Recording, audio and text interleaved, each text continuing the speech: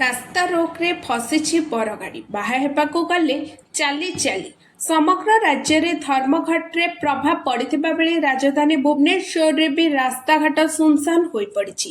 ବିଶେଷ କରି ଜାତୀୟ ରାଜପଥରେ ଗାଡ଼ି ଚଳାଚଳ ବନ୍ଦ ରହିଥିବା ବେଳେ ବାହାର ରାଜ୍ୟକୁ ଟ୍ରକ୍ଗୁଡ଼ିକୁ ଅଟକାଇ ଦିଆଯାଇଛି।